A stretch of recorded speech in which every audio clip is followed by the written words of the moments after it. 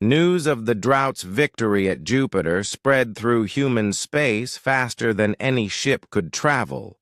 On Earth, Admiral Su Jin stood before the largest gathering of military leaders in human history. Representatives from every colony, every fleet, and every defense station had come to hear about humanity's first major victory against the aquatic dominion. The battle data from Captain Yoonji's ship has changed everything we thought we knew about fighting this enemy, Su Jin announced to the assembled officers. For the first time since this war began, we have proof that the aquatic dominion can be defeated. The main display showed footage from the Jupiter battle. Military experts watched in amazement as a single human ship disabled an entire alien fleet using electromagnetic interference and the enemy's own water supplies. "How quickly can we build more ships like the Drought?" asked General Tae-hyun. Shipyards on Mars, Luna, and Titan are already working on new vessels, replied Admiral Chang Min, the fleet construction coordinator. But we are not just copying the Drought. We are improving on its design. Chang Min activated a holographic display showing 3 new ship designs. Each one was larger and more advanced than the original Drought. The UTS Sahara will be completed in 6 weeks, he explained. It carries electromagnetic field generators 3 times more powerful than the Drought.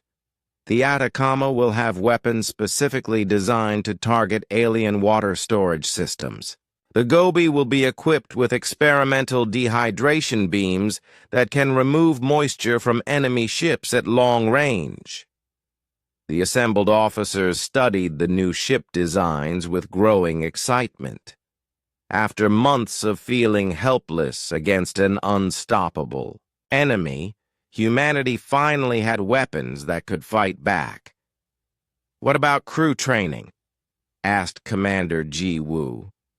The body modification process that the Drought's crew underwent was extremely difficult. Many volunteers did not survive it. Dr. Young Mi stepped forward to address this concern. She had been working with medical teams across human space to improve the crew preparation procedures.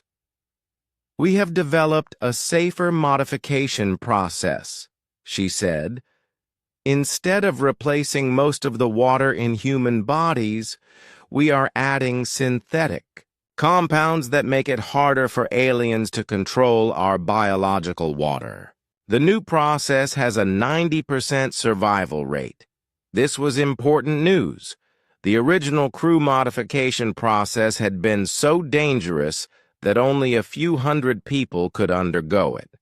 With a safer procedure, thousands of crew members could be prepared for service on the new ships." "How many modified crew members can we train?" asked Admiral Su Jin. "Within 3 months, we should have enough personnel to crew 20 ships, Young Mi replied. "Within 6 months, we could have crews for 50 ships. But Fleet Admiral Chang Min had even bigger plans. Over the past weeks, he had been studying the tactical data from Jupiter and developing new strategies for fighting the aquatic dominion. "We are not going to wait for them to attack us again," he announced. "The enemy has been advancing through our territory for too long. It is time to take the fight to them." The room fell silent. Everyone understood what Chang Min was suggesting. Instead of defending human colonies from alien attacks, he wanted to launch a direct assault on aquatic dominion territory. "Sir," said General Tae-hyun carefully, "do we know enough about their home systems to plan such an attack?" "Our scouts have been gathering intelligence for months," Chang Min replied. "We have identified what appears to be their primary stronghold, a system with 7 ocean worlds about 200 light-years from Earth. If we can strike at their command center, we might be able to end this war quickly. Dr. Young Mi looked concerned. Admiral, attacking their home territory means fighting them in an environment where they have every advantage. Their ocean worlds will have unlimited water for their weapons. That is exactly why it might work, Chang Min said with a smile. They will expect us to avoid their water-rich worlds. They will not be prepared for ships that can turn their own oceans against them. Over the next 2 months, human shipyards worked around the clock to complete the new fleet. The Sahara, Atacama, and Gobi were joined by 17 other vessels, each one designed to exploit different weaknesses in aquatic dominion technology. Captain Yun Ji was promoted to Fleet Admiral and given command of the entire force. Her experience at Jupiter made her the most qualified person in human space to lead a battle against the aliens. Admiral, said her new aide, Lieutenant He Jin, as they toured the flagship Sahara, the crews are reporting ready for departure. All ships have completed their shakedown cruises and weapons tests. Yunji nodded as she walked through the bridge of her new command. The Sahara was twice the size of the Drought and carried 10 times as many electromagnetic field generators. Its crew of 200 had all undergone the improved body modification process and were eager to fight. "What is the status of our intelligence on the target system?"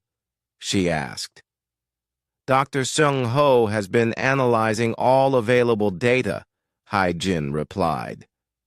"He believes the enemy command center is located on the 4th planet, which is completely covered by ocean except for a few small islands. Seung Ho had been transferred to the Sahara as Chief Science Officer for the entire fleet. His understanding of alien technology had proven invaluable in developing new weapons and tactics. "Admiral Yunji," he said as he joined them on the bridge, "I have completed my analysis of the target system. The aliens have been using those 7 ocean worlds as breeding grounds and training centers for thousands of years. The amount of water available to them there is almost unlimited." "That sounds like it would make our job more difficult," Yunji observed. "Actually, it might make our job easier," Seung Ho replied. "The more water they try to control at once, the more complex their electromagnetic signals become. If we can create enough interference, their entire system might collapse under its own complexity." The human fleet departed from Mars orbit on a cold morning in late autumn. 20 ships carrying the hopes of humanity jumped into hyperspace and began the long journey to alien territory. The trip took 3 weeks. During that time, the crews trained constantly, practicing the new tactics they would need to survive in an environment where the enemy had every advantage. They learned to coordinate their electromagnetic fields to create massive dead zones in space. They practiced targeting alien water storage systems from extreme range. Most importantly, they learned to work together as a unified force. When they arrived at the edge of the alien system, what they saw was both beautiful and terrifying. 7 worlds hung in space like blue jewels, each one covered entirely by deep oceans. The largest planet was surrounded by hundreds of alien ships, their transparent hulls glowing with internal light. "Sensor readings confirm Dr. Sung Ho's intelligence," reported the Sahara's navigation officer. The fourth planet appears to be the command center. I am detecting massive underwater structures beneath the ocean surface. Enemy fleet composition? Yunji asked. 437 ships of various sizes. They are arranged in defensive formations around all 7 planets. Yunji felt her modified blood grow cold. Even with 20 advanced ships, humanity was outnumbered more than 20 to 1. Fleet Admiral, came the voice of Captain Hyunwoo from the Atacama. All ships report ready for battle. Electromagnetic field generators are at maximum power. Very well, Yunji replied. All ships assume attack formation.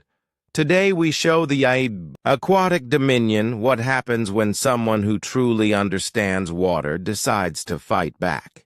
The human fleet moved toward the alien homeworld like 20 sharks swimming through an ocean of stars. Behind them, they left the safety of human space. Ahead of them waited an enemy that had never lost a battle on their home territory. But the humans carried something the aliens had never faced before, the knowledge that water could be turned against those who thought they controlled it. All ships, Yunji broadcast to her fleet, activate electromagnetic dead zones on my mark. Let us show them that their greatest strength can become their greatest weakness.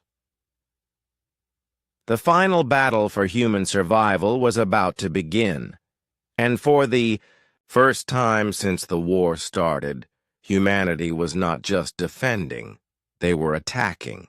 Fleet Admiral Yunji watched as her 20 ships moved into position around the 4th planet of the alien system.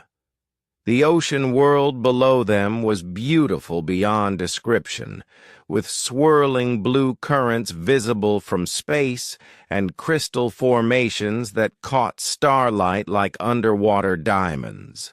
All ships report ready, Admiral, announced Captain Hyunwoo from the Atacama. Electromagnetic field generators are at maximum power. Enemy response? Yunji asked her tactical officer. 400 alien ships are moving to intercept us. They appear confused by our presence here. This is probably the first time anyone has attacked their home system. Yunji could understand their confusion. For thousands of years, the aquatic dominion had been the attackers, moving from system to system and conquering every species they encountered. No one had ever brought war to their ocean worlds. Dr. Shang-ho, she called to her science officer. Are you detecting the underwater command structures? Yes, Admiral. There are massive cities beneath the ocean surface. I estimate millions of aliens live in those underwater complexes. The electromagnetic signals coming from the planet are incredibly complex. Complex enough to be disrupted? If we can generate enough interference, yes. But we would need to coordinate all 20 ships perfectly.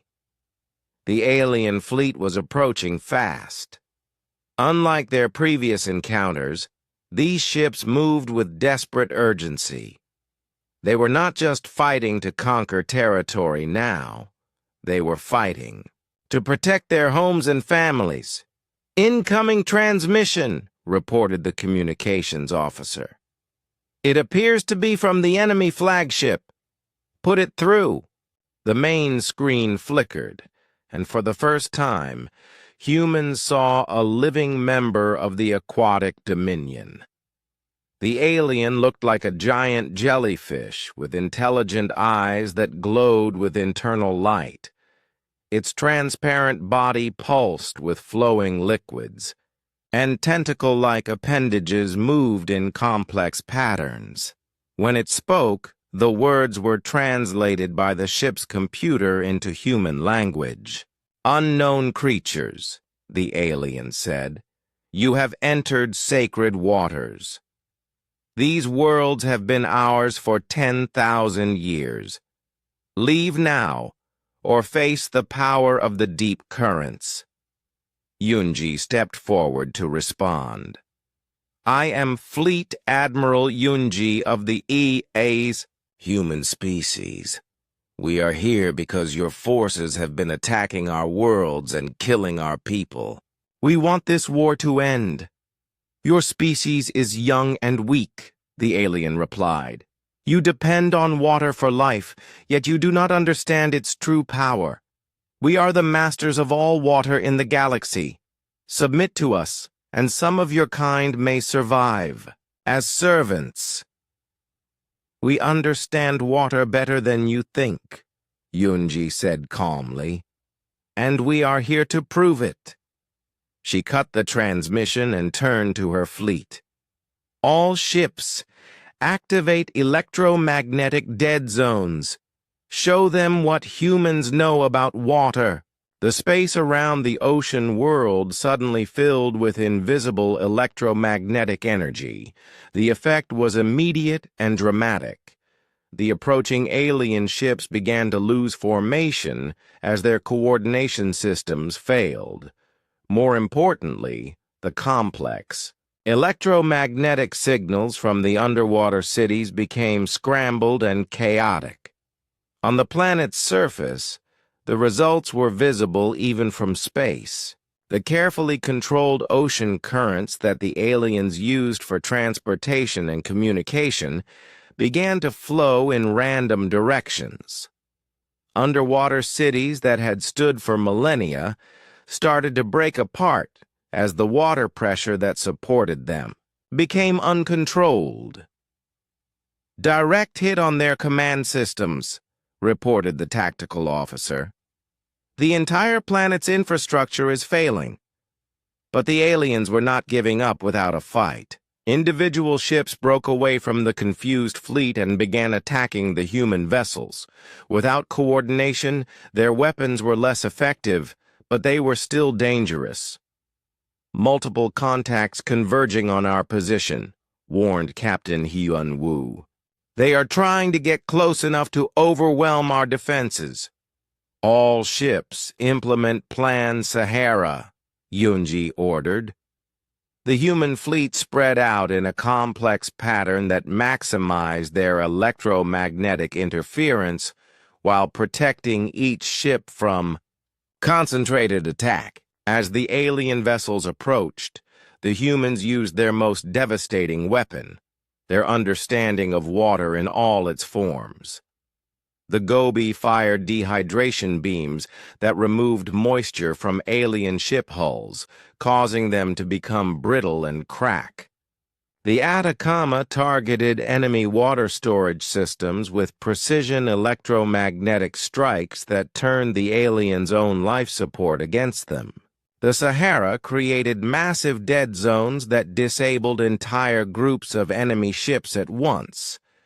But the most effective tactic was one that Dr. Shung-ho had developed during the long journey to the alien system. Instead of just disrupting alien control of water, the human ships began to impose their own control on the water around the enemy vessels. Initiating molecular restructuring, Shung-ho announced from his station, converting enemy water supplies to defensive configurations. Using their electromagnetic generators, the human ships began changing the structure of water molecules around the alien fleet. Water that the aliens expected to use as weapons was transformed into forms they could not control. Liquid water became supercooled ice that jammed their systems. Water vapor was condensed into droplets too small for their weapons to target. Most effectively, the humans used their knowledge of water's 3 natural states to create chaos in the alien formations. They froze the water inside enemy ships, causing hull breaches. They turned water into high-pressure steam that damaged alien control systems. They created ice formations in space that blocked alien movements.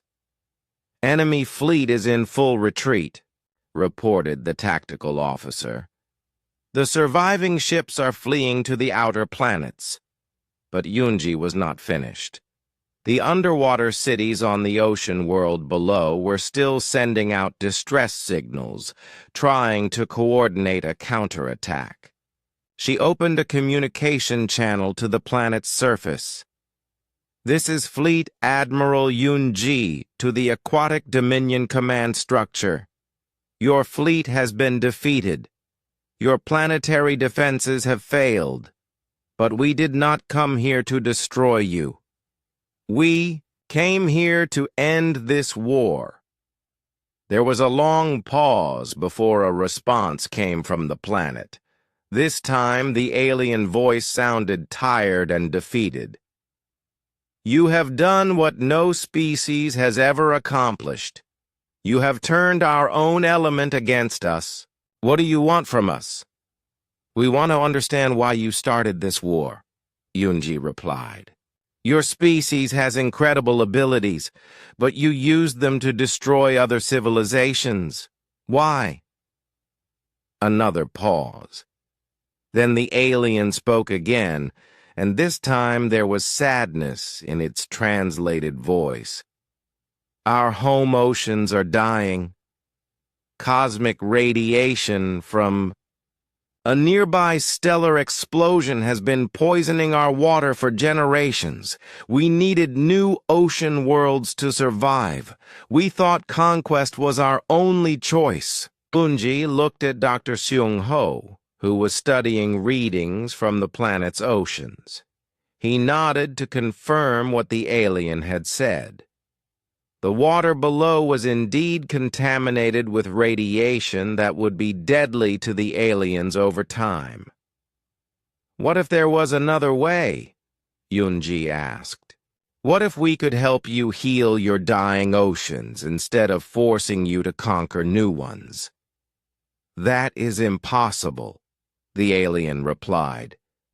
"No technology exists that can remove cosmic radiation from an entire planet's water supply.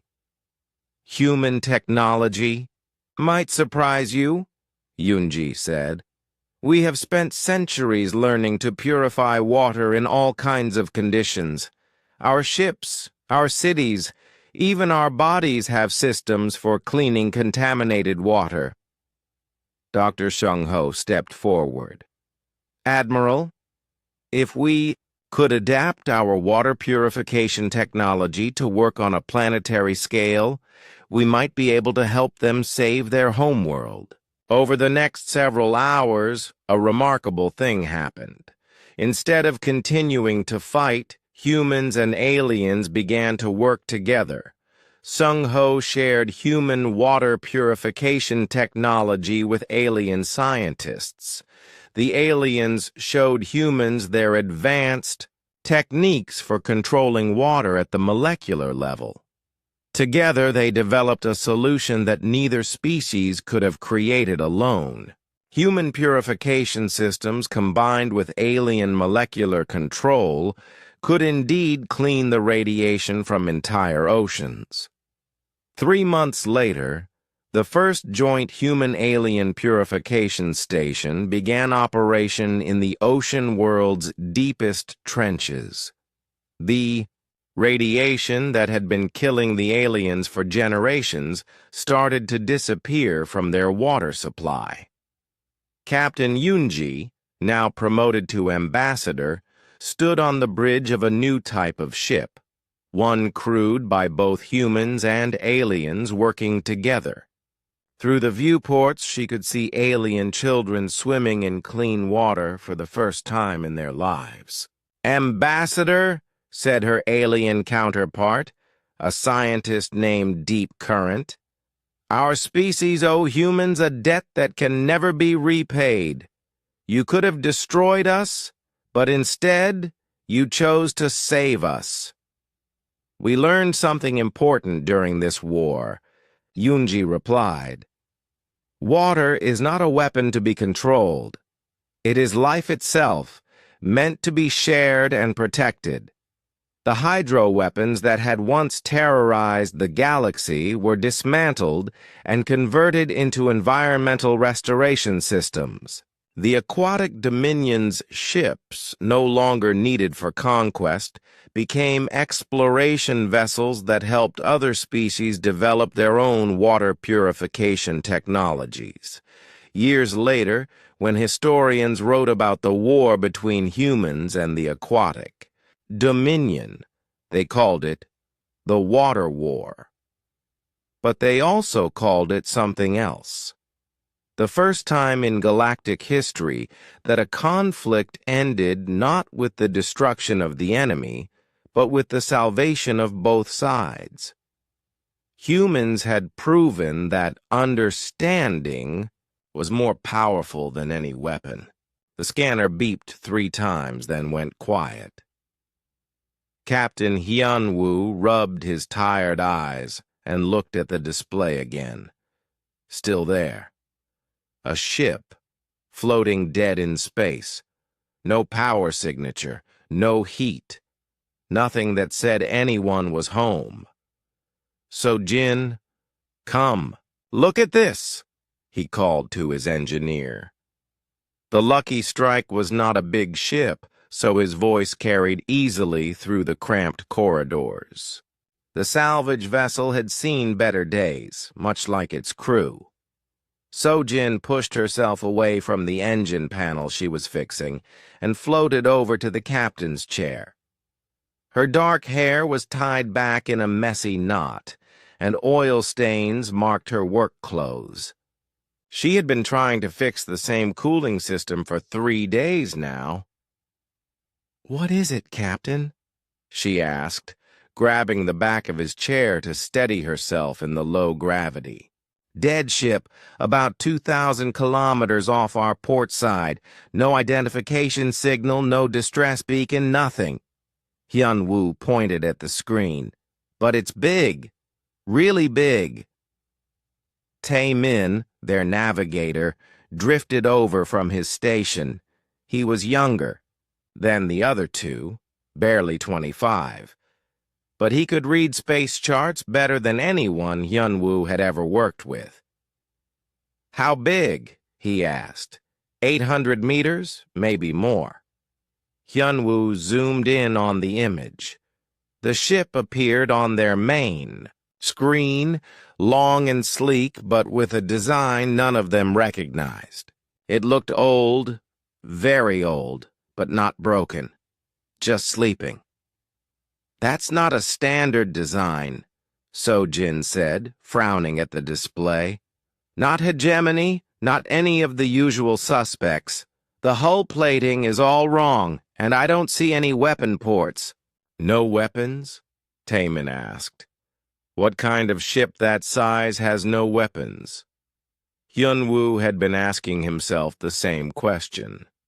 In his 15 years of running salvage operations, he had never seen anything like it.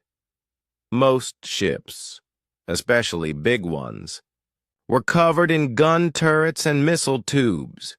Space was dangerous, and smart captains made sure everyone knew they could fight back. "Maybe it's a research vessel," Sojin suggested, "or a colony ship. Some of the old Earth ships were built for carrying people, not for fighting." "Earth ships?" Tae-min's eyes went wide. "You think it's human?" Hyunwoo adjusted the scanner settings, trying to get a better look. The image cleared up, and he could see markings on the hull. Letters, faded but still readable. "TSV Endurance," he read out loud.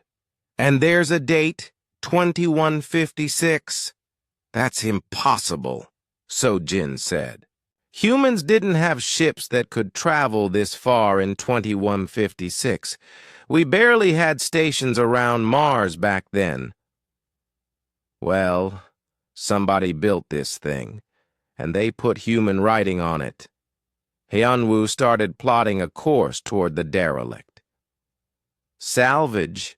Law is clear. If it's abandoned and we find it first, it's ours. The Lucky Strike's engines hummed to life, pushing them slowly toward the mysterious ship. As they got closer, more details became visible. The hull was smooth and clean, with no sign of battle damage or asteroid impacts. Whatever had killed this ship, it had not been violence. "Captain," Taman said quietly, "I'm picking up some strange readings." "What kind of readings?" "I'm not sure. The computer doesn't recognize the pattern. It's like the ship is there, but it's also not there. The mass readings keep changing." So Jin checked her instruments. "I'm seeing the same thing. The whole material is reflecting our scans in ways I've never seen before. It's like it's made of something that doesn't want to be looked at too closely." Hyunwoo felt a chill run down his spine. In all his years of salvage work, he had learned to trust his instincts. Right now, those instincts were telling him that this ship was not what it appeared to be, but the potential value was too great to ignore. A ship this size, even if they could only sell it for scrap, would set them up for years. "Any sign of life?" he asked. "Nothing," Taman replied. "No heat signatures, no power, no movement. If anyone's aboard, they're either dead or in stasis. Stasis pods are expensive," Sojin said. "Only the rich or the military use those." They docked with the derelict ship an hour later. The Lucky Strike's small airlock barely reached the larger vessel's docking port, but the connection held. Hyun-woo suited up first, followed by Sojin. Taman stayed behind to monitor the ships and watch for any other vessels that might try to claim their prize. The docking port opened easily, which surprised them both. Most abandoned ships had locked doors and failed systems. This one welcomed them in like it had been waiting for visitors. The corridors inside were dark but clean. Emergency lighting flickered on as they walked, responding to their presence. The air was breathable according to their suit readings, but they kept their helmets on anyway. Better safe than sorry. "This place gives me the creeps," Sojin whispered over the comm. "Everything works too well for a ship that's been dead for centuries." "Maybe it hasn't been dead that long," Hyunwoo replied. "Maybe someone's been taking care of it." They made their way toward what they hoped was the bridge. The ship's layout was strange, not like any human design they knew. The corridors curved in odd ways, and some rooms seemed bigger on the inside than they should have been. "Captain," Sojin stopped at an intersection. "Look at this." She was pointing at a wall panel covered in symbols. Some looked like human writing, but others were completely alien. Mathematical formulas mixed with star charts and what might have been technical diagrams. "Can you read any of it?" Hyunwoo asked. "Some of it. This part here talks about quantum mechanics, and this looks like navigation data. But this other stuff..." She shook her head. "I've never seen anything like it." They found the bridge after another 10 minutes of searching. It was smaller than they expected, with only 3 chairs and a handful of control panels. Everything was designed for human hands and human eyes, but the technology was unlike anything they had ever seen. "Sojin, you need to see this," Hyunwoo called from the captain's chair. He had found a logbook, written in standard Earth English. TSV Endurance, Captain Ji Hoon, recording. Day 847 of our mission. We have traveled farther than any human ship, before us following signals that we hope will lead us to allies. The weapon sleeps as it should. I pray we never have to wake it up. So Jin looked over his shoulder. A weapon? What kind of weapon? Hyun-woo kept reading. Day 1203. Still no contact with other races. The crew is getting older and our supplies are running low. Dr. Yunsu says the stasis system is ready if we need it. I hope someone finds us before we have to use it.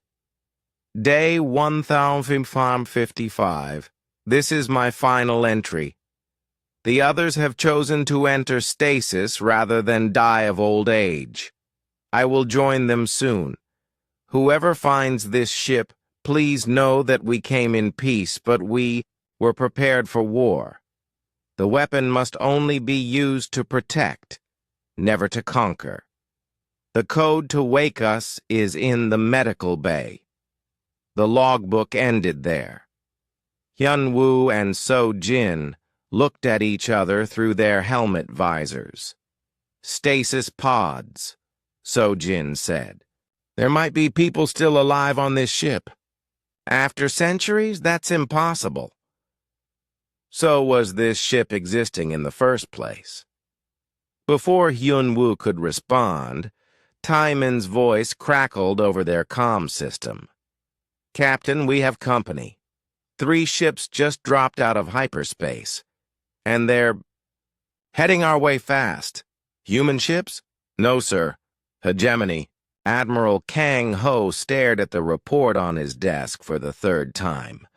The words had not changed, but they still made no sense.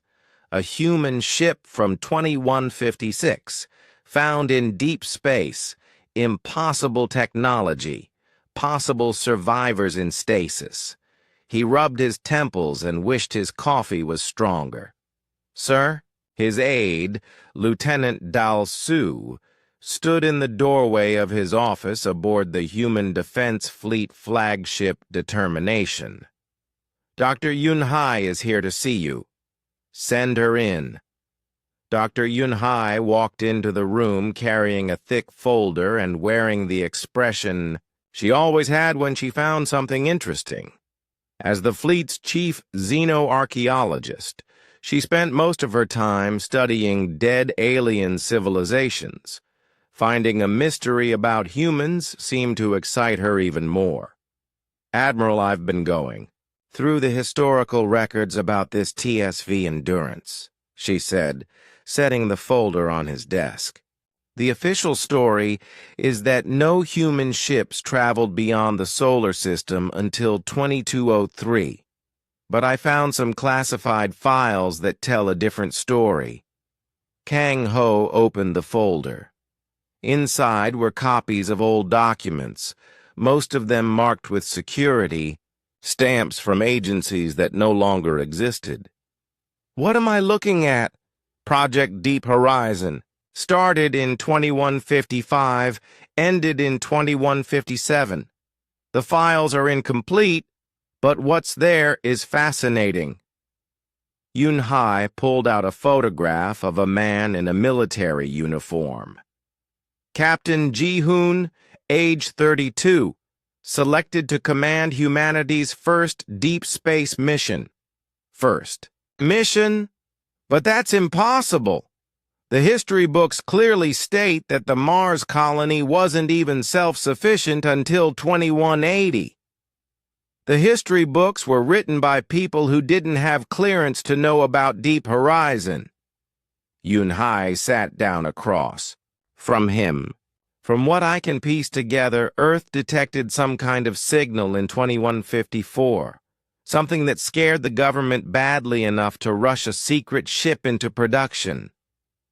Kang Ho studied the photograph. Captain Ji-hoon looked young and determined, the kind of officer who would follow orders even if those orders made no sense. What kind of signal? The files don't say exactly, but there are references to a threat assessment and something called the Devourer Protocol.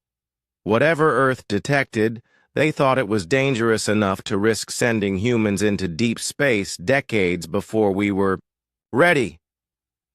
Before Kang Ho could ask more questions, his communication system chimed. The face of Captain Byung-ho appeared on the screen. Byung-ho commanded the fleet's intelligence gathering ship, the Watchful Eye. "Admiral, I have urgent news about that derelict ship situation." "What is it, Captain?" "The hegemony is moving ships toward that sector. My sources say they've dispatched the Iron Stormblade." Kang Ho felt his stomach drop. The Iron Stormblade was the hegemony's most powerful warship, a kilometer-long fortress that had never lost a battle. They only sent it when they wanted to make a statement or eliminate a serious threat. "How long until it reaches the salvage site?" 18 hours at maximum speed.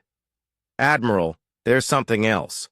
War Commander Thekron is personally commanding this mission." That made it even worse. Thekron was known throughout the galaxy as the hegemony's most ruthless officer.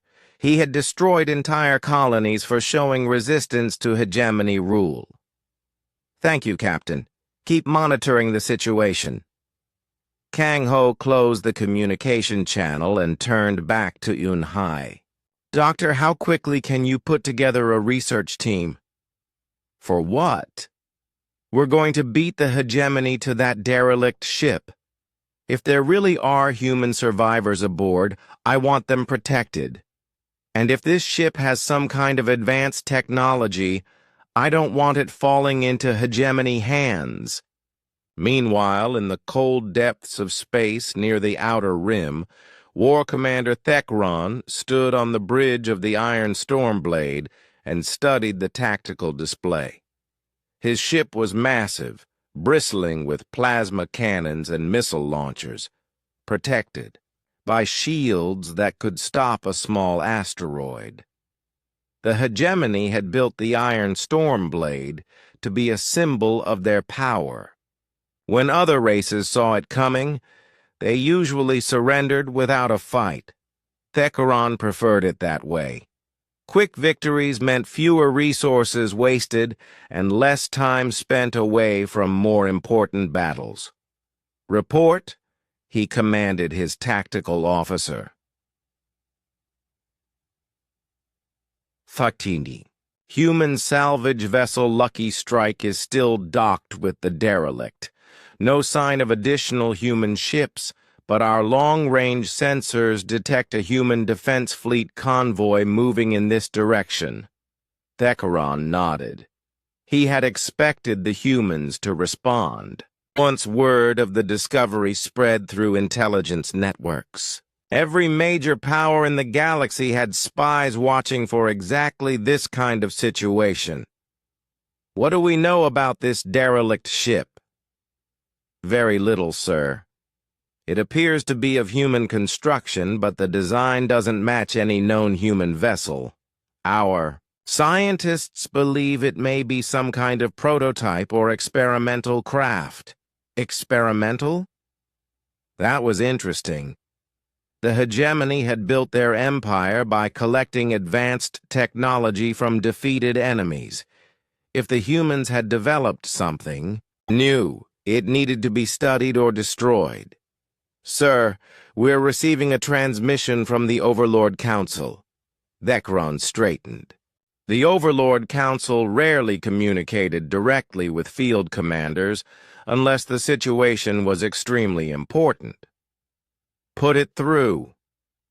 The image of Overlord Vextar appeared on the main screen. Vextar was ancient, even by hegemony standards, with scarred skin and eyes that had seen the rise and fall of dozens of civilizations. "War Commander, you are to secure the human derelict ship and determine if it poses a threat to hegemony interests." "Yes, Overlord." "What are my rules of engagement regarding the human vessels?" "The humans are to be given one opportunity to surrender the derelict peacefully. If they refuse, you are authorized to use whatever force is necessary to complete your mission." The communication ended. Thekron smiled, showing teeth that had been sharpened for intimidation. He enjoyed missions with simple objectives. Back aboard the Lucky Strike, Captain Hyun Woo was having the worst day of his career. 3 hegemony ships had taken position around his small salvage vessel, close enough to destroy it in seconds, but far enough away to avoid appearing immediately hostile. "Any word from the defense fleet?" he asked Tae-min.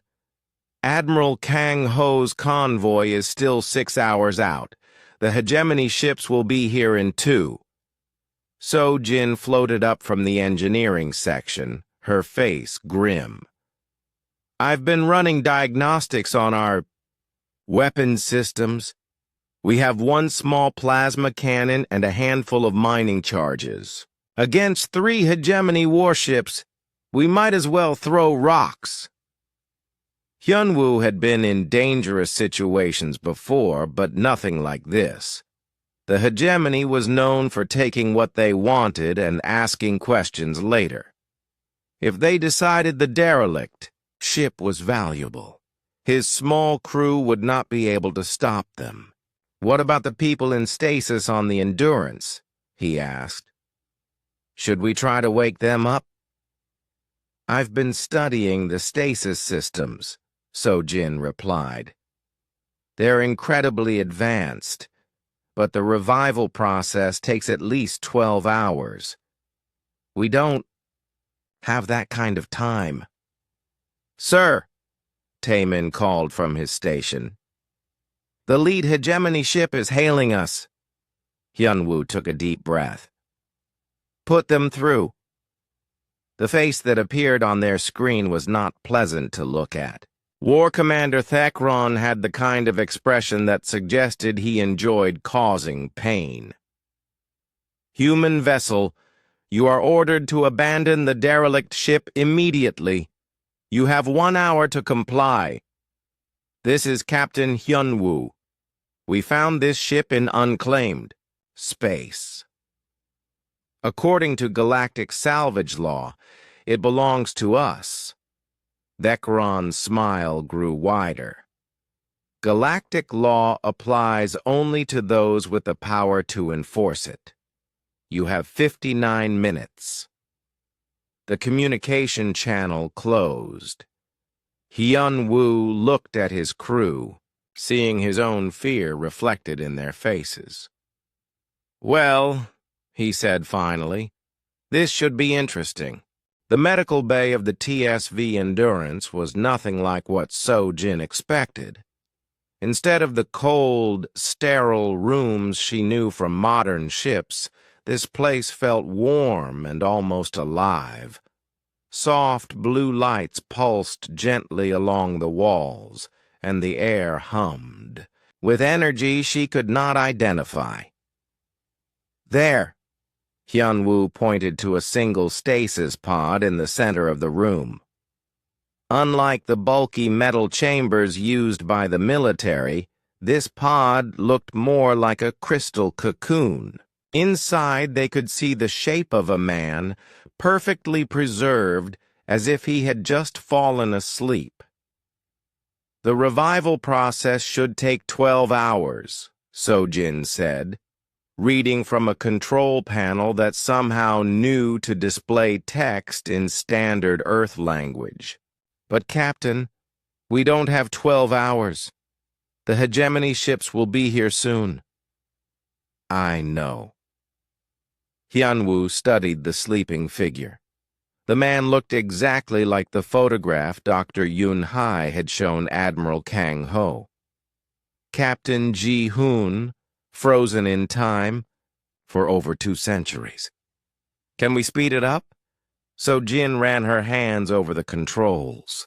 The technology was far more advanced than anything she had worked with, but the basic principles seemed familiar. "Maybe. The system is designed to be gentle, to avoid shock to the body. But if I bypass some of the safety protocols..." "Do it.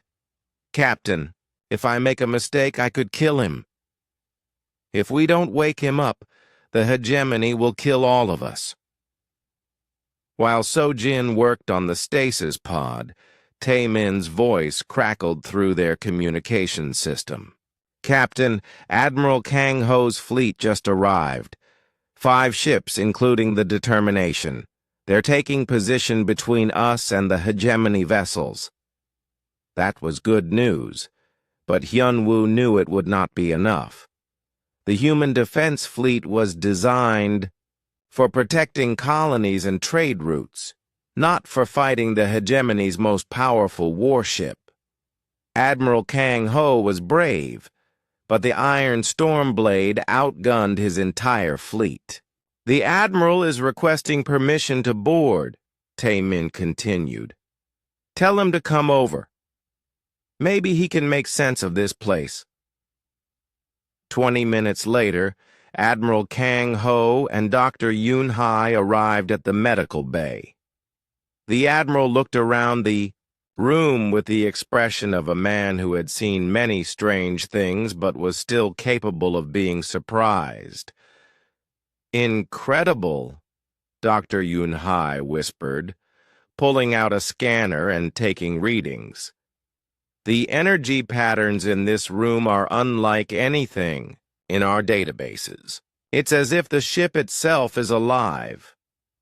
Any progress with the stasis pod? Admiral Kang Ho asked. I've managed to cut the revival time to 3 hours, Sojin replied. But that's still too long. The Admiral activated his communication device. Captain Minho, what's the status of the hegemony ships? Captain Minho commanded the human defense fleet ship Valor. His voice came through clearly but with obvious tension. They're maintaining position, but their weapons are powered up. War Commander Thekron has sent 3 more messages demanding we surrender the derelict. What did you tell him? That we're still considering his request. Before anyone could respond, alarms started sounding throughout the Endurance. The lights in the medical bay changed from blue to amber, and the stasis pod began to glow brighter. What's happening? Admiral Kang Ho demanded. Sojin checked her readings, her eyes growing wide. The ship is responding to the external threat. It's automatically speeding up the revival process. The ship can think? Not think exactly, but it's definitely aware of what's going on around it. The stasis pod will complete its cycle in 30 minutes. Dr. Yoon Hai looked up from her scanner. Admiral, you need to see this. The ship's power levels are increasing across all systems. Whatever this vessel was designed to do, it's preparing to do it. Through the communication system, they heard Taemin's excited voice. Captain Hyunwoo, you need to get back here right now. The hegemony ships are moving, and something very strange is happening to our ship. Hyunwoo looked at the stasis pod. The figure inside was beginning to move slightly, as if waking from a deep sleep. Sojin, stay here and monitor the revival process. Admiral Dr. Yoon Hai, we should get back to the bridge. They hurried through the corridors of the Endurance, and Hyunwoo noticed that the ship felt different. The walls seemed to pulse with hidden energy, and the air itself felt charged with electricity. Whatever the ship was doing, it was waking, up after centuries of sleep. The bridge of the Lucky Strike was chaos when they arrived. Taemin was working frantically at his controls while status displays flashed warning messages across every screen. Report, Admiral Kang Ho ordered. The hegemony ships are forming an attack formation, Taemin said. But that's not the weird part. Look at the readings from the Endurance. The main display showed the derelict ship, but it no longer looked dead. Energy patterns flowed along its hull like liquid lightning, and space around it seemed to bend and twist in impossible ways. "What are we looking at?" Dr. Yunhai asked. "I don't know," Taemin admitted. "Our sensors can't make sense of what they're seeing. It's like the ship exists and doesn't exist at the same time." Admiral Kang Ho activated his fleet communication channel. "All ships, maintain defensive positions. Do not, repeat, do not take any aggressive action toward the hegemony vessels." War Commander Thekron's voice filled the bridge. "Human Admiral, your time has expired. Surrender the derelict immediately or face the consequences. War Commander, we need more time to evaluate the situation. This ship may pose a danger to all of us." "The only danger I see is humans attempting to claim technology that belongs to the hegemony. This is a human ship with human crew. You have no legal claim to it." Thekron's laugh was not pleasant. "Legal claims are enforced by military power. Begin your withdrawal now, or I will remove you." The communication channel closed. On the tactical display, the Iron Stormblade and its escort vessels began moving toward the human fleet. "Admiral," Captain Minho's voice came through the communication system, "should we prepare for battle?" Before Admiral Kang Ho could answer, So Jin's voice crackled over the intercom from the Endurance medical bay. "Captain Hyun Woo, he's awake." Captain Ji-hoon is awake and asking questions. What kind of questions? He wants to know what year it is, where we are, and why he can feel his ship getting ready for war. Admiral Kang Ho and Dr. Yunhai exchange glances. "He can feel the ship?" the Admiral asked. "That's what he says. He also says we need to get everyone off the Endurance right now, because when his ship fully wakes up, things are going to get very dangerous very quickly." Through the main display, they watched as the Iron Stormblade powered up its main weapons. The massive hegemony warship was preparing to fire. "All human vessels, this is your final warning," Thekron announced. "You have 60 seconds to begin. Withdrawal." Admiral Kang Ho looked at the tactical situation. His 5 ships against the hegemony's 3, but the Iron Stormblade was worth 10 normal warships by itself. If fighting started, most of his people would die. "So Jin, bring Captain Ji-hoon over here immediately," he ordered. "We need answers, and we need them now." "Sir, he says he can't leave his ship, not while it's in this state. He says the Endurance needs its captain to stay in control." "In control? Of what?" "He won't say. But Admiral, I think you should know something else. When I asked him what his ship was designed to do, he looked me right in the eyes and said, 'To end wars before they can begin.'" The countdown timer on their display showed 15 seconds until War Commander Thekron's deadline expired. "Admiral," Captain Minho called over the communication system. "Orders." Admiral Kang Ho stared at the mysterious ship that was somehow connected to a man who had been asleep for centuries. In 15 seconds, people would start dying unless someone made a decision. "Stand ready," he said finally. "But do not fire first." The timer reached 0. Captain Ji-hoon looked exactly like his photograph, but his eyes held the weight of centuries. He sat in the medical bay of his ship, wrapped in a thermal blanket, while Dr. Yunhai ran a medical scanner over him. His vital signs were perfect, as if he had awakened from a single night's sleep instead of 200 years in stasis. "The year is 2387, Dr. Yunhai explained gently. You've been in stasis for over 2 centuries. Earth is safe, and humanity has spread to dozens of worlds. Ji-hoon nodded slowly. And the Devourers? The what? Admiral Kong-ho asked. The reason I'm here. The reason the Endurance was built. Ji-hoon stood up, testing his legs. Tell me about these ships outside. I can feel their aggression through my ship's sensors. The hegemony, Admiral Kang-ho explained. They're a coalition of alien races that controls about half the galaxy. They're not exactly hostile to humanity, but they're not friendly either.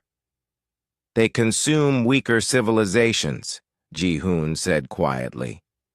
Absorb them into their empire, take their resources, use their people as soldiers. The same pattern the Devourers followed. Dr. Yunhai looked confused. Captain, there's no record of any race called the Devourers in our historical databases. That's because we made sure there wouldn't be. Ji-hoon walked to a wall panel and placed his hand on it. The panel lit up, displaying star charts and technical diagrams. Dr. Yunhai, you mentioned Project Deep Horizon. How much do you know about it? Very little. Most of the files were classified or destroyed. They were destroyed on purpose. Ji-hoon touched another control, and the room filled with holographic images.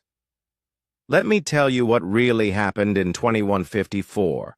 The hologram showed Earth as it appeared over 2 centuries ago. Cities were smaller, technology was more primitive, but it was clearly the same world. We detected signals from deep space, Ji-hoon continued. Not radio signals or anything we expected. These were different. They seemed to burrow into people's minds, change how they thought. The first research team that studied the signals began showing signs of aggressive behavior. They started talking about expanding Earth's influence, about finding and conquering other worlds. Admiral Kang-ho felt a chill. The signals were some kind of mind control? Not exactly. More like a virus that spread through consciousness itself. The Devourers had been extinct for millions of years, but their final weapon was still active. It searched for intelligent races and infected them with the need to consume others. The hologram changed, showing the construction of a massive ship in Earth's orbit. The vessel looked familiar but different from the Endurance they knew. This version bristled with weapons and armor. The infected scientists convinced the government to build a warship, Ji-hoon said. They called it Humanity's Sword, designed to cut through the galaxy and claim it for Earth. But one man saw what was really happening. A new figure appeared in the hologram. Dr. Yoon-soo, elderly but with sharp, intelligent eyes. Dr. Yoon-soo realized that the signals were changing us, Ji-hoon continued. He understood that if we followed the path the Devourers wanted, humanity would become just another consuming force in the galaxy. So he changed the ship's design in secret. The hologram showed the warship being transformed. Weapons were removed, armor was replaced with different materials, and mysterious systems were installed throughout the vessel. Instead of a sword, he made it a shield. The Endurance was designed to look harmless while carrying the most powerful, defensive weapon ever created. A quantum disruptor that could unmake matter at the subatomic level. Dr. Yunhai stared at the hologram. That's impossible. The energy requirements alone would be enormous. Dr. Yoon-soo solved that problem by connecting the weapon to a living consciousness. The disruptor only activates when operated by someone with genuine protective intent. Someone who wants to defend others, not conquer them. And that person was you, Admiral Kang-ho said. I was chosen because I had no desire for power or conquest. My psychological profile showed that I would only use the weapon to protect innocent people. Ji-hoon's expression grew sad. The mission was simple. Travel into deep space, find other civilizations, and protect them from the devourer influence, if it spread. But you never found any other civilizations, Dr. Yoon-hai said. No. We searched for years, following signals and investigating every promising system. My crew grew old and died while I stayed young, thanks to Dr. Yoon-soo's life. Extension treatments. Eventually, I was alone with just the ship's artificial intelligence for company. The hologram showed the interior of the Endurance, but populated with crew members. Ji-hoon looked younger in these images, hopeful and determined. Over time, the scenes showed fewer and fewer people until only Ji-hoon remained.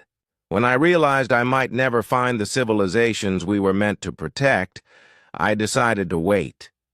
I put myself in stasis with instructions for the ship to wake me if it detected signs of intelligent life or if humanity ever found us. Admiral Kang-ho was beginning to understand. And now we have found you, and you can sense the aggression of the hegemony ships. The Endurance is designed to recognize the devourer pattern, Ji-hoon confirmed. Aggressive expansion, consumption of weaker races, the belief that might makes right. The hegemony might not be infected by the original devourer signals, but they follow the same path. Through the communication system, they heard Taemin's urgent voice. Admiral, the Iron Stormblade is powering up its main guns. War Commander, Thekaron says he's tired of waiting. Ji-hoon closed his eyes and placed both hands on the wall panel. The room around them pulsed with energy, and they could feel the ship responding to his presence. Captain, Dr. Yoon-hai said carefully, what exactly is your ship capable of? The quantum disruptor can unmake any form of matter, Ji-hoon replied. Shields, armor, hull plating, even the atomic bonds that hold molecules together. But it requires precise control and absolute certainty that the target deserves to be destroyed. You're talking about annihilating an entire ship, Admiral Kang-ho said. Not annihilating, unmaking. The matter would simply cease to exist, returning to the quantum foam from which it came. Clean, complete, and irreversible. The ship shuddered slightly as the Iron Stormblade's weapons locked onto their position. Through the communication system, War Commander Thekron's voice filled the room. Human vessels, you have ignored my final warning. I am now authorized to use force to secure the derelict ship. Any resistance will be met with overwhelming firepower. Ji-hoon opened his eyes. Admiral, I need you to evacuate your people from this ship immediately. Why? Because I can feel the Endurance waking up completely. The quantum disruptor is charging for the first time in over 2 centuries. If I'm right about the hegemony following the devourer pattern, my ship will consider them a threat that needs to be stopped. And if you're wrong, Ji-hoon looked at him with ancient eyes. Then I'll be responsible for starting a war that could consume the entire galaxy. But if I'm right, and I do nothing, the hegemony will continue their expansion until they've absorbed every free civilization in known space. The iron storm blade began moving toward them, its massive bulk blotting out the stars. "Admiral," Ji-hoon said quietly, "I need to ask you to trust the judgment of a man who's been asleep for 200 years. Do you believe the hegemony will stop their expansion on their own?" Admiral Kang-ho thought of all the worlds the hegemony had conquered, all the free peoples they had enslaved or destroyed. "No, I don't think they will." "Then please get your people to safety, because in about 10 minutes, the Iron Stormblade is going to discover what happens when someone threatens the innocent while the Endurance is watching." War Commander Thekron stood on the bridge of the Iron Stormblade and watched the tactical display with growing impatience. The human ships had not moved from their defensive positions, and the derelict vessel continued to emit strange energy, readings that his science officers could not explain. "Status report," he commanded. "The human fleet maintains position around the derelict," his tactical officer replied. "5 ships total. The flagship Determination carries standard defensive armaments, insufficient to pose a serious threat to our shields." "And the derelict itself?" "Energy readings are increasing steadily, but we detect no weapon systems. The hull configuration suggests it was designed for long-range exploration rather than combat." Thekron nodded. His experience told him that battles were won by decisive action, not by lengthy standoffs. The humans were clearly stalling for time, hoping that reinforcements might arrive or that some diplomatic solution could be found. He would not give them that luxury. "Helm, bring us to attack position. Target the human flagship first." Meanwhile, aboard the Lucky Strike, Captain Hyun-woo was having the most stressful conversation of his life. Admiral Kang-ho had returned from the Endurance with Dr. Yoon-hai, both looking like they had seen something that changed their understanding of the universe. "So let me understand this correctly," Hyun-woo said. "Captain Ji-hoon has been asleep. For 200 years, his ship carries a weapon that can destroy matter at the atomic level, and he thinks the hegemony are infected by some kind of ancient alien mind virus?" "That's a simplified version, but yes," Admiral Kang-ho replied. So Jin, who had been quietly working at her engineering station, looked up with concern. "Captain, if this weapon is as powerful as he claims, why doesn't he just use it? The Iron Stormblade is clearly preparing to attack us." "Because," Dr. Yoon-hai explained, "the weapon only responds to genuine protective intent. Captain Ji-hoon has to be absolutely certain that using it is the only way to protect innocent people. If he's wrong, if he uses it for revenge or aggression, the weapon won't activate." Taemin monitored the approaching hegemony ships from his navigation station.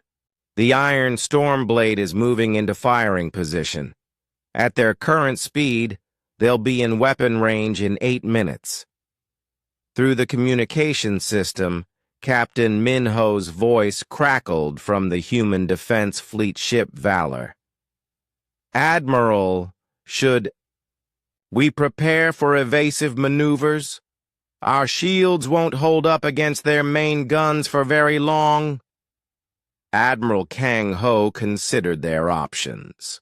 His fleet was designed for patrol duties and protecting merchant vessels, not for fighting the hegemony's most powerful warship.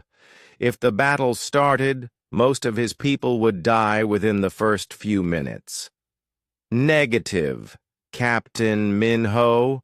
Maintain position, but do not power up weapons. I want to try talking to Thekron one more time.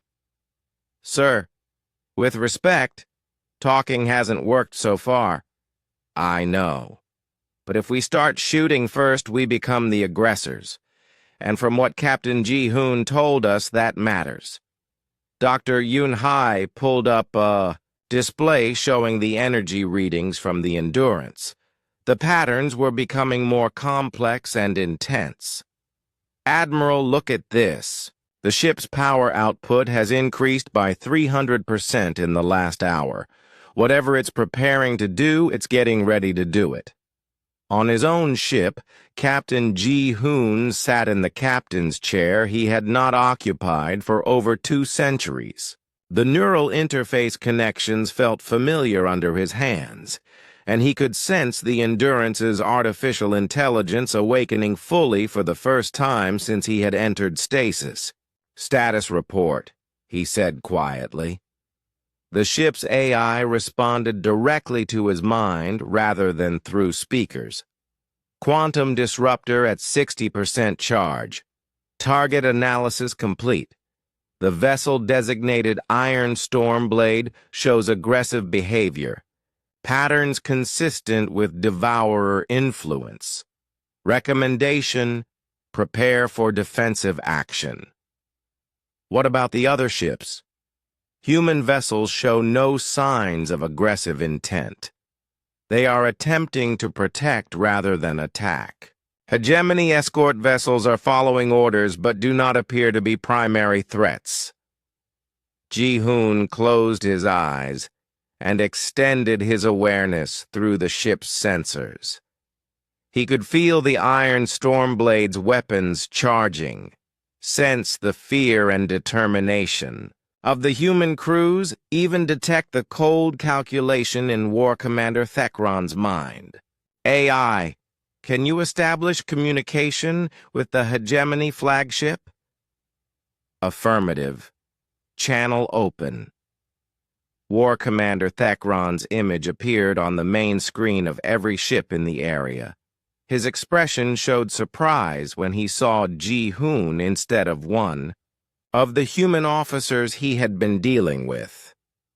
"I am Captain Ji-hoon of the Terran space vessel Endurance," Ji-hoon said calmly.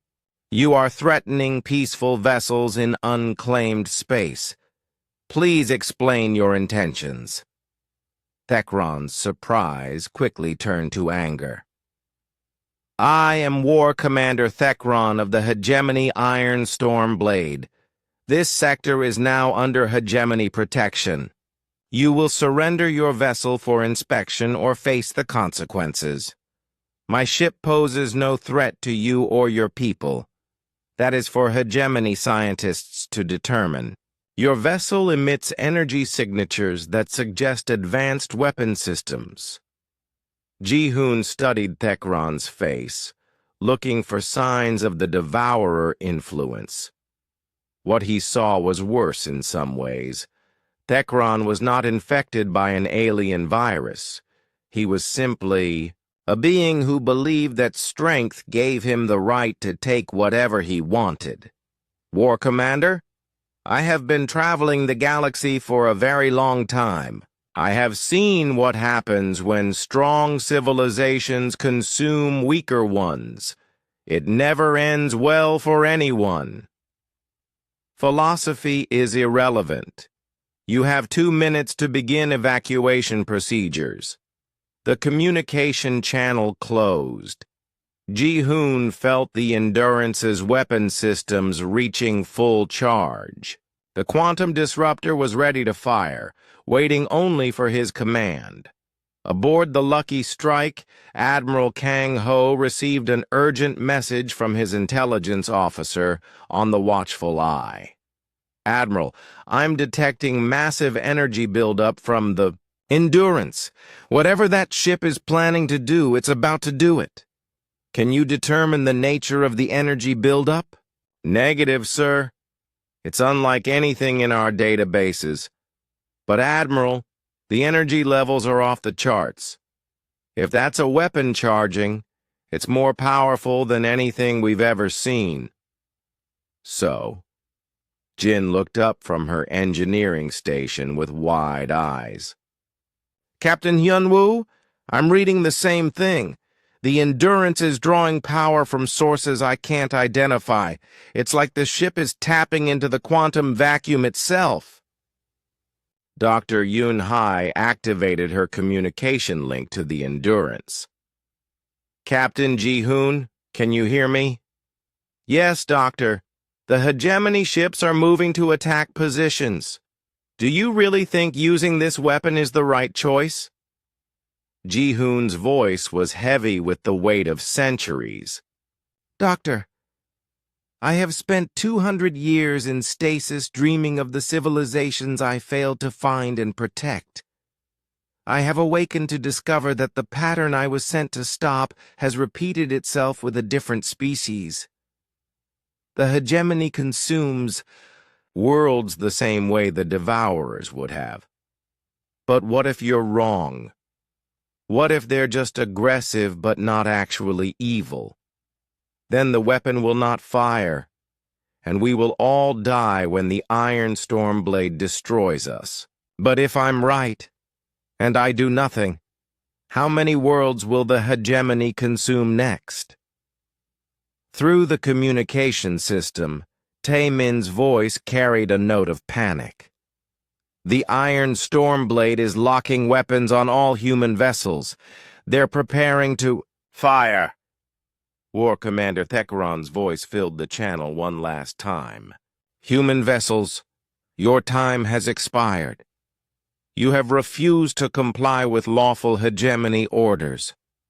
I am now authorized to use deadly force.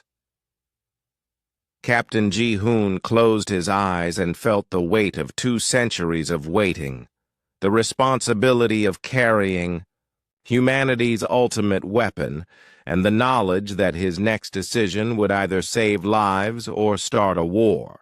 Endurance, he whispered to his ship. Are you certain about the threat assessment?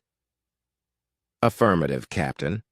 Target vessel shows all indicators of aggressive expansion behavior. Crew psychology profiles match devourer influence patterns. Recommend immediate defensive action. The Iron Stormblade's main guns began to glow with deadly energy. Very well, Ji-hoon said. Let's end this. The first plasma bolt from the Iron Stormblade struck the human defense fleet ship Courage directly amidships. The smaller vessel's shields flared bright blue for 3 seconds before collapsing completely. The second bolt punched through the hull, and Captain Dalwoo barely had time to order abandon ship before his vessel broke apart in a ball of fire and twisted metal. Courage is gone, Captain Minho reported from the Valor, his voice tight with controlled anger. 17 escape pods launched. The Iron Stormblade is targeting us next. Admiral Kang Ho watched the tactical display as War Commander Thekron's massive warship methodically moved from target to target. The hegemony commander was not fighting a battle. He was conducting an execution. All ships, evasive maneuvers, the Admiral ordered. Do not return fire. I repeat, do not return fire. Sir, Captain Minho protested. They're killing us. We have to fight back. If we shoot first, we become the aggressors. Stay on course, Captain. Aboard the Lucky Strike, Captain Hyunwoo felt completely helpless as he watched his friends in the defense fleet die. So Jin was working frantically at her engineering station, trying to boost their pathetic shields, while Tae-min plotted escape routes that would probably get them killed just as quickly. Captain, So Jin called out, I'm reading massive energy spikes from the Endurance. Whatever Captain Ji-hoon is planning, he's about to do it. Through the communication system, Dr. Yun-hai's voice came from the ancient ship. Captain Ji-hoon, the Iron Stormblade has destroyed one of our ships. 17 people are dead. I know, Ji-hoon replied quietly. I can feel their deaths through the ship's sensors. The Endurance is recording everything for the historical record. Then why aren't you stopping this? Because I have to be absolutely certain. The weapon I carry was never meant to be used lightly. If I make the wrong choice, I become the very thing I was sent to destroy. On the bridge of the Iron Stormblade, War Commander Thekron watched his gunners target the human flagship Determination. The vessel was larger than the ship he had just destroyed, but its shields were standard defense fleet equipment. 2 plasma bolts would crack them open, and a third would finish the job. Target locked, his weapons officer reported. Fire! The Iron Stormblade's main guns discharged again, sending bolts of superheated plasma racing across space toward the Determination. Admiral Kang Ho's flagship shuddered under the impact, its shields flaring and dimming but holding. Shields at 40%, reported the Determination's chief engineer. We can't take another hit like that. Sir, the tactical officer called. Out. The Iron Stormblade is charging for another volley. Admiral Kang Ho stood in the center of his bridge, watching his people work desperately to keep their ship alive. Around them, space was filled with debris from the Courage and the scattered glow of escape pod emergency beacons. Admiral, his communication officer said, Captain Ji-hoon is requesting a direct channel. Put him through. Ji-hoon's face appeared on the main screen, and Admiral Kang Ho could see something had changed in the ancient captain's eyes. The doubt was gone, replaced by cold certainty. Admiral, I need you to get your remaining ships as far away from the Iron Stormblade as possible. Right now. Captain, we're not abandoning our people in those escape pods. You won't be abandoning them, but in 30 seconds, this area of space is going to become very dangerous for anyone who isn't supposed to be here. Before Admiral Kang Ho could respond, the Iron Stormblade fired again. This time, the plasma bolt struck the Defense Fleet ship Guardian. Captain Sung Min's vessel took the hits on its port shields, which collapsed immediately. The Guardian began to list as power systems failed throughout the ship. Guardian is heavily damaged, Captain Minho reported. They're losing life support. Captain Ji-hoon watched the Guardian's crew struggle to save their ship, and something inside him finally snapped into place. These people were defending themselves and others, not attacking or conquering. They were exactly the kind of innocent lives the Endurance had been built to protect. Endurance, he said to his ship. Final target confirmation. The Iron Stormblade has attacked peaceful vessels without provocation. Its commander shows clear patterns of aggressive expansion behavior. Assessment? Target confirmed as hostile threat requiring defensive action, the ship's AI responded. Quantum disruptor at full charge. All safety protocols disengaged. Weapon ready to fire on your command. Ji-hoon placed his hands on the neural interface controls, feeling the immense power of the quantum disruptor flowing through the ship's systems. For the first time in over 2 centuries, Dr. Yunsu's ultimate weapon was fully active and ready to defend the innocent. War Commander Thekron, he said, opening a communication channel to the Iron Stormblade. This is your final warning. Cease your attack and withdraw from this area immediately. Thekron's image appeared on the screen, his face twisted with contempt. You threaten me? Your pathetic ship has no weapons. You are nothing but an old man in an antique vessel. I am Captain Ji-hoon of the Terran space vessel Endurance. I have traveled across the galaxy for 200 years, carrying humanity's promise to protect those who cannot protect themselves. You have killed innocent people. You have shown the same destructive pattern that consumed civilizations long before your species existed. I will not allow you to continue. Your words mean nothing. Weapons officer, target that derelict. Remove it from existence. The Iron Stormblade's main guns swiveled toward the Endurance, their energy chambers glowing with deadly intent. Thekron smiled, anticipating the destruction of the ancient human ship that had dared to challenge him. Fire!